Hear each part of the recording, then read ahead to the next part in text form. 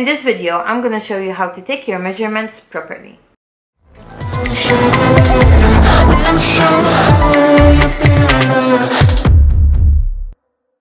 Hello you wonderful weirdos and welcome to my channel. I am Dorianne, a curvy alternative girl with a background in fashion and sewing. And by sewing, I mean I've been sewing since I was a little kid because my mother was a seamstress and we basically had a whole room for sewing, and she passed down her 40-year-old sewing machine to me that I paint pink because aesthetics. Anyways, I'm gonna show you how to take your own measurements properly for whatever body size or shape that you have. This video is mostly aimed for plus size or curvy people. However, the tips and tricks that I will be showing in the video can be applied for any body shape. So let's start with the video.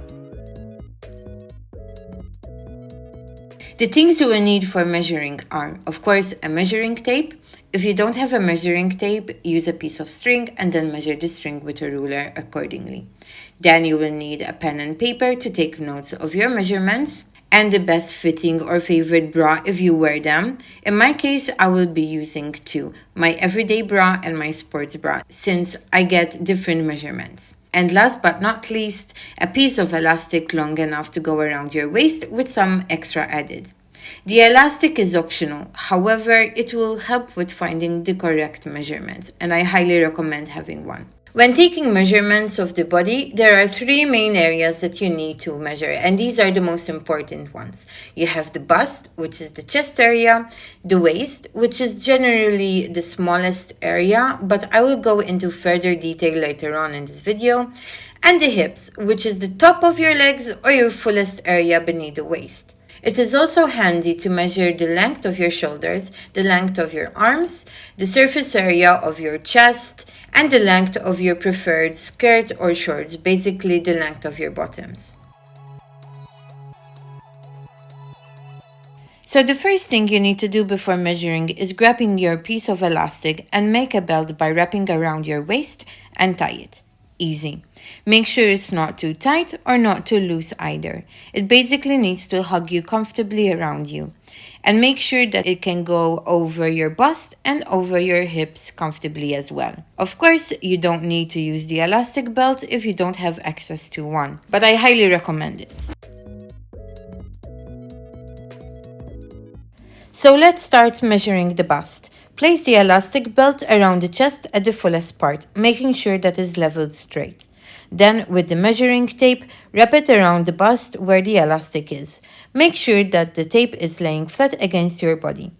When it's in place the end of the tape with a slight angle to find your measurement, making sure that you are in a relaxed position, so don't pull the tape too tight around you. Once you find your measurement, take a note of it, and in my case, it's 48 inches. If you're large-busted like me, do note that wearing different bras will result in different measurements. So I recommend also doing this with a sports bra or a bralette, so you have a better idea of your bust measurement in general. In my case, I'm 46.5 inches with my sports bra, so that's about 2 inches less.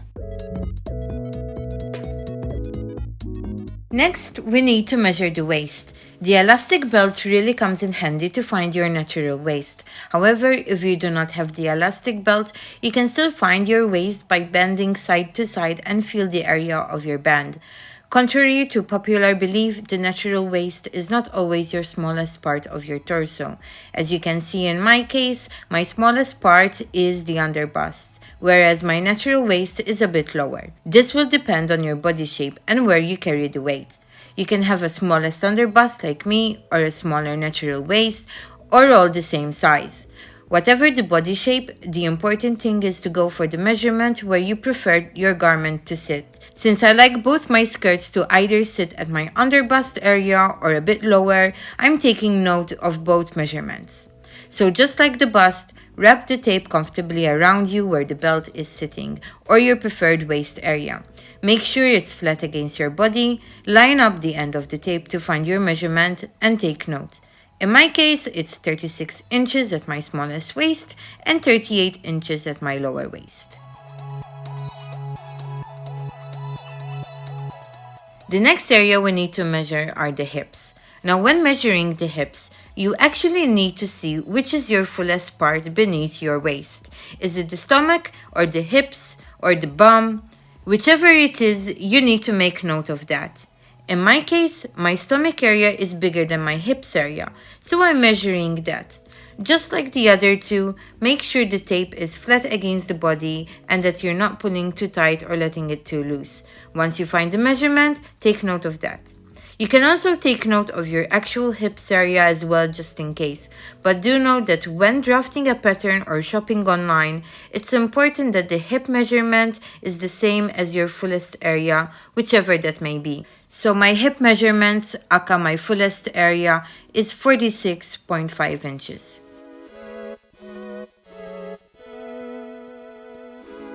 So the way to measure your shoulders is to find the joint on your shoulder.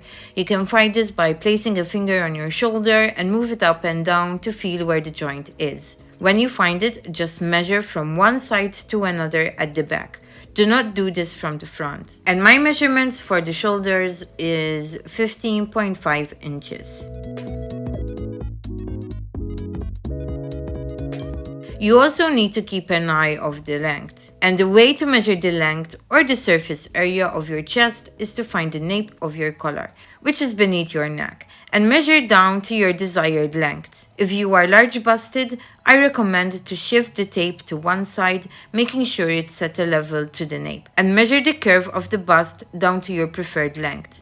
This will ensure that the garment is going to cover your bust area, especially if you're going for a crop top. In my case, it's 16 inches for the full bust curve to my waist and 13.5 inches for the middle bit. To measure the arms, find the tip of your shoulder, i.e. the joint, then wrap the measuring tape at the elbow as you bend it all the way to the wrist. Bending the arm is important to find the correct measurement, so make sure that you do it. And to help you see the measurement if you're doing this on your own, do this in front of the mirror. Mine is about 22.5 inches.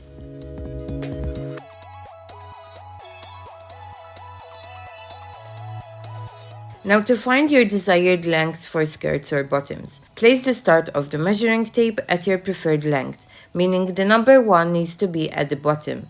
Then slowly move along the length up, making sure the tape is in place as you do it, until you reach your preferred waist.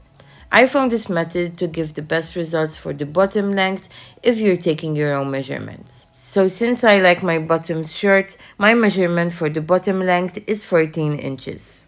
And now you got all of the measurements that you need for, I don't know, shopping online or sewing your own clothes or drafting your own patterns, whatever you need the measurements for. I hope you found this video helpful, and if you know someone who will make use of it, do share it with them as well. And if you have your own tips and tricks to measure yourself, do comment down below so others can see and learn more. Don't forget to support this channel by liking, commenting, and subscribing, and also hit the notification bell so you will be notified when I post the next video. Thank you for watching, and I'll see you in the next video. Bye.